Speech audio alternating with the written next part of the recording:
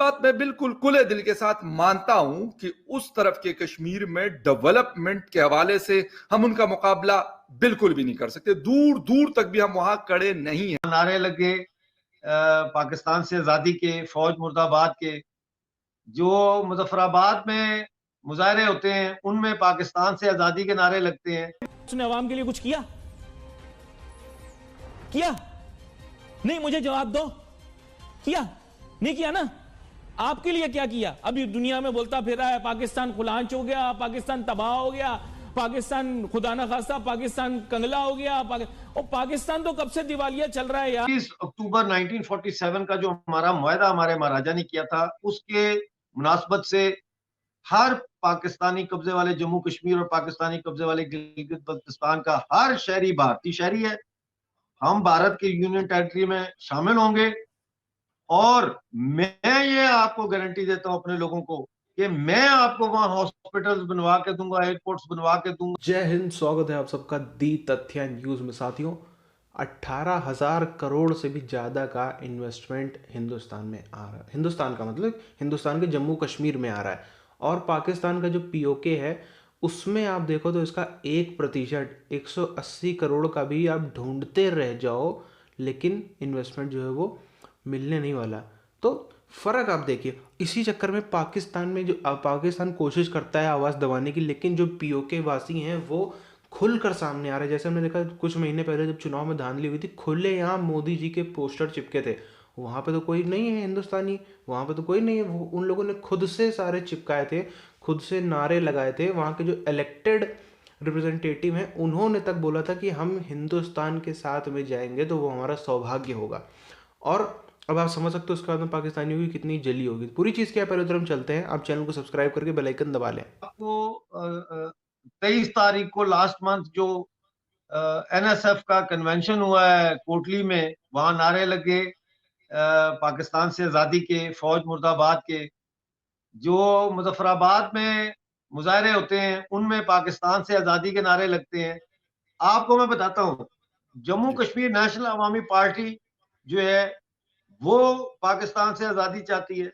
So much so के Jammu Kashmir liberation front जो sir, साथियों, कश्मीर का इतिहास आप सब जानते हैं कि कैसे महाराजा हरि सिंह ने पैसे देकर, कीमत चुकाकर उसको अंग्रेज़ों से खरीदा था। उस दौर में वहाँ के राजा वो कोई कब्जा करके, कोई वहाँ पे कुछ भी करके नहीं बने थे। वो उन्होंने बाकायदा इसका पेमेंट किया था अंग्रेज़ों को। लेकिन आप देखेंगे हमारा हिस्सा रहा है, बोली भाषा इतनी सब चीज़ें कल्चरली वो हमारे जैसा रहा है, हिंद बाकी के हिंदुस्तान के जैसा वो कल्चरली रहा है। लेकिन आप देखेंगे जो कुछ हमारे देश के लेफ्टिस्ट हैं उनका प्रोपेगेंडा देखिए आप। बोलते हैं, आपने भी कभी न कभी इसको सुना ही होगा कि जो अकबर था उसने किसी फलाने फलाने राजा से लड़कर जीत करके तब कश्मीर को हिंदुस्तान से मिलाया, वरना कश्मीर तो अलग होता था। कश्मीर तो कभी हिंदुस्तान का हिस्सा ही नहीं था, वो तो उसने लड़के मिला दिया। वरना तो ऐसी ऐसी बातें आप देखो ऐसे जाहिलों की, ये लोग कभी मिलते नहीं। और ना ये मिल जाए तो पब्लिक इनका अच्छे से इनको पता पढ़ाए, ऐतिहासिक एक फैक्ट इनको गिनाए कि भाई क्या था क्या नहीं था। बहरहाल हम यहाँ पर बात करें पाकिस्तानियों की। आप देखिए जिस तरीके से एक आक्रोश है, एक गुस्सा है कि वहाँ पे ना तो कोई डेवलपमेंट होता है पीओके में, ना तो डेवलपमेंट तो बहुत दूर की बात है। वहाँ पे आप देखो पूरी तरीके से सब पंजाबियों ने भर गए हैं, जितने पाकिस्तानी पंजाबी हैं सब ने वहाँ पे कर लिया है कब्जा। आप देखिए इतिहास में भी जाइए तो जो पीओके था वो यूएन ने इसीलिए उसको कहा था कि पाकिस्तान में, हालांकि वो हमारी भी गलती थी, लेकिन उसमें पाकिस्तान को इसीलिए गया था क्योंकि जो फौज लौटी थी वो फौज वहाँ रुकी थी। वो फौज में कश्मीरी तो थे नहीं, कश्मीर क्योंकि उस समय तो बात चल रही थी क्या होगा कैसे नहीं होगा। हालांकि हिंदुस्तान में फिर उसके बाद आ भी गया था, लेकिन उसमें ये सब यही सब पंजाबी और फलाना फलाना और ये जो इधर उत्तर भारत से माइग्रेट करके उधर भागे थे, ये सब लोग उसमें थे जो फौज वहाँ पे थी। ना वहाँ पे आप देखिए अस्पताल है, ना वहाँ पे एयरपोर्ट है, ना वहाँ पे कुछ है, ना वहाँ पे कुछ है। किसी जो बुनियादी सुविधाएं होती हैं वो तक भी नहीं है। बुनियादी सुविधाएं तो कहाँ से ही होंगी, वहाँ पे केवल और केवल जो है वो पाकिस्तानी फ़ौज और पाकिस्तानी फ़ौज से जुड़े हुए माफिया और मौलाना, इन्हीं का सिर्फ और कमाई होती है। मौलाना अपना अपना खेल रचा के कमाता रहता है। जो माफिया है वो लकड़ी चोरी, फलाना चोरी, क्योंकि नेचुरल रिसोर्सेज बहुत हैं। इतने इतनी वहाँ पे वो जड़ी बूटियाँ हैं, इतने इतने वहाँ पे जैसे काफ़ी सारी चीज़ें हैं, पेड़ से लेकर के सब कुछ, एक छोटे छोटे चीज़ें लेकर के वो माफियागिरी करते हैं, उसकी स्मगलिंग करते हैं। फौज इन सब में साथ देती है, उसको अपना साफ तौर पर साफ सुथरा हिस्सा मिल जाता है।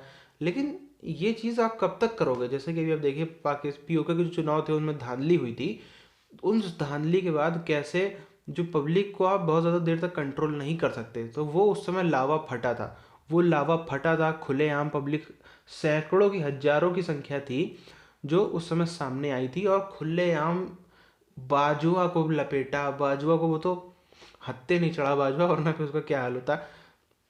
आप देखिए बाजुआ को लपेटा, इमरान खान को लपेटे, तो इतने इतने शब्द ऐसे प्रयोग किए गए और साफ तौर पर कहा कि भैया हम हिंदुस्तान के साथ में मिलना चाहते हैं, हिंदुस्तान के साथ में जाना चाहते हैं। और ये अंदर ही अंदर जो आप देखिए ना, अंदर ही अंदर ये जैसे हम लोग देखते हैं ना सर्दियों में आग वाग जलाते हैं तो एकदम वो अंदर ही अंदर होता रहता है, एकदम से भभक मारता है। जैसे दूध एकदम से खौलता है वैसे ही ये चीज़ एकदम से खौलेगी। अभी भले ही हमें इंटरनेशनली देखने पे लगता है, नहीं लगता है, अलग अलग बहुत सारी चीज़ें, कुछ ही 2 4 5 10 लोग आपको दिखते होंगे ऐसे जो पीओके के हिंदुस्तान में विलय होने की बात करते हैं, लेकिन ये अंदर ही अंदर जो है वो बहुत हद तक जो है वो प्लानिंग अंजाम तक पहुंचने वाली है और ज़्यादा समय नहीं लगेगा। शायद मैक्स टू मैक्स 5 साल जो अनुमान कहता है, मैक्स टू मैक्स 5 साल अंदर अंदर उसके पीओके हिंदुस्तान में शामिल होगा, पूरी सहसम्मति से वहाँ के लोग ही। भैया कौन चाहेगा भूखमरी में मरना? और जो इधर वाले हैं जो जो मेंटली जो डिस्टर्ब हो चुके हैं, जो मेंटली डिस्टर्ब हैं, उनके साथ में क्या करना है? जो काबिल आदमी है, जो कुछ करना चाहता है, जो थोड़ा बहुत करना चाहता है, उसको सेट करा जाएगा। और जो मेंटल डिस्टर्ब है भैया उनके लिए एक ही इलाज है, पागल खाना, उसके अलावा और उनके लिए कुछ हो नहीं सकता। बहरहाल इस वीडियो को यहाँ पर खत्म करते हैं, मिलते हैं आपसे आने वाली वीडियोज़ में, तब तक के लिए जय हिंद।